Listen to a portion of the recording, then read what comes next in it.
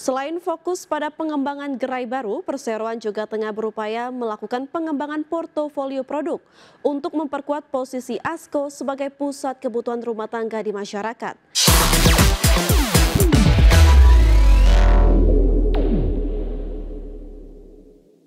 Terima kasih Anda masih bergabung bersama kami, pemirsa. Pengelola gerai ASKO yakni PT Aspirasi Hidup Indonesia Tbk kini tengah merambah kota-kota lapis 2 dan 3 sebagai upaya ekspansi perseroan.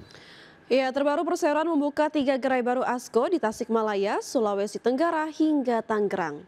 Sejak awal tahun, perseroan memang memiliki rencana untuk membangun 25 hingga 30 gerai baru sepanjang 2025.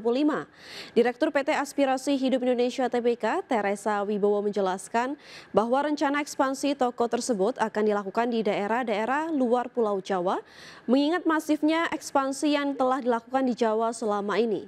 Sepanjang tahun berjalan 2025, setidaknya terdapat 10 gerai baru yang telah dibangun, termasuk gerai di Sorong, Singaraja hingga Pematang Siantar di Sumatera Utara. Selain fokus pada pengembangan gerai baru, perseroan juga tengah berupaya melakukan pengembangan portofolio produk untuk memperkuat posisi ASKO sebagai pusat kebutuhan rumah tangga di masyarakat. Dan selanjutnya, perseroan juga akan melakukan penutupan terhadap sejumlah gerai yang dinilai tidak lagi produktif.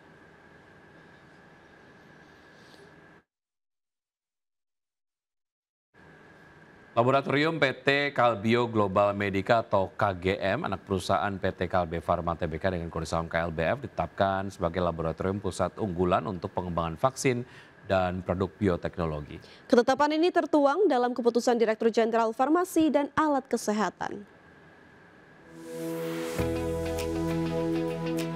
Laboratorium PT Kalbio Global Medica atau KGM, anak perusahaan PT Kalbe Farma Tbk dengan kode saham KLBF, ditetapkan sebagai laboratorium pusat unggulan untuk pengembangan vaksin dan produk bioteknologi.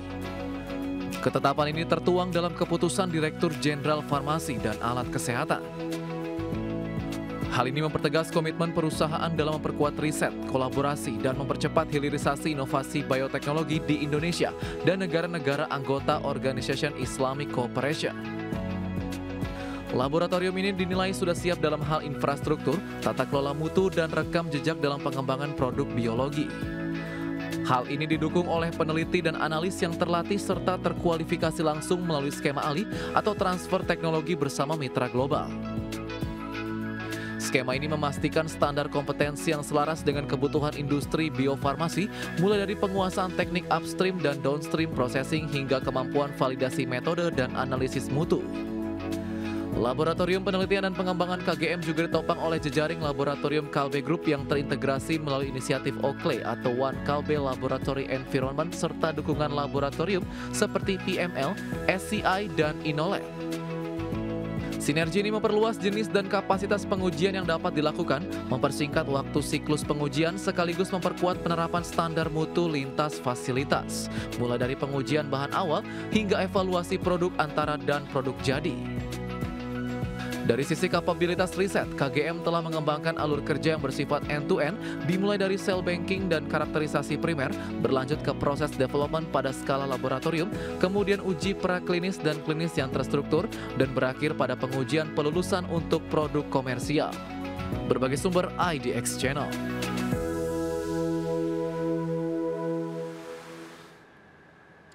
PT Segar Kumala Indonesia Tbk dengan kode saham Buah mengumumkan akan menggelar aksi korporasi berupa pemecahan saham atau stock split dengan rasio 1:2. Melalui stock split, nilai nominal saham Buah akan berubah dari sebelumnya Rp50 per saham menjadi Rp20 per saham.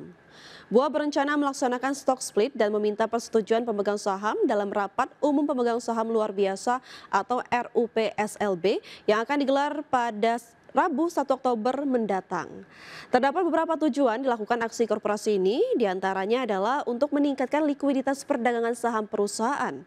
Lalu harga per lembar saham Buah akan menjadi lebih terjangkau dan memberikan kesempatan kepada investor untuk aktif memperdagangkan dan ikut memiliki saham perusahaan. Alasan lainnya adalah untuk meningkatkan jumlah investor domestik di tanah air. Pasalnya dengan harga per lembar saham yang lebih murah dan terjangkau, maka akan meningkatkan jumlah investor yang berminat untuk berinvestasi di saham Buah. Pembagian saham tersebut akan meningkatkan jumlah saham di setor penuh buah dari 1 miliar saham menjadi 2 miliar saham.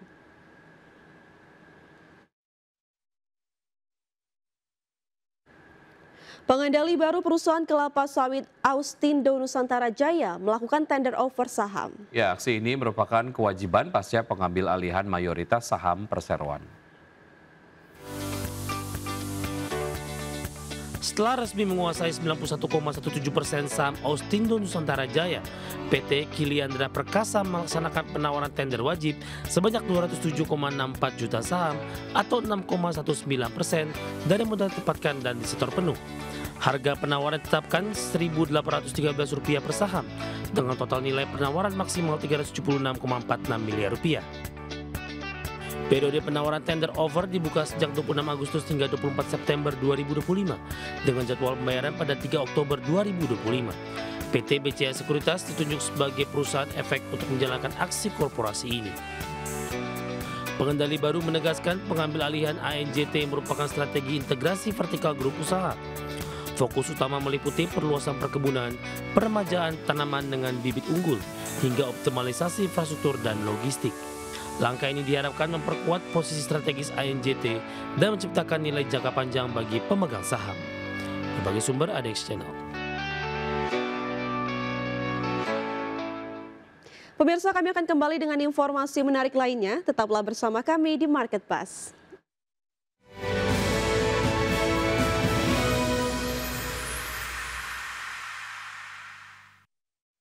Terima kasih Anda masih bergabung sama kami. Pemirsa, indeks harga saham gabungan atau IHSG ditutup menguat dan kembali ke level 7.900-an di perdagangan awal pekan Senin.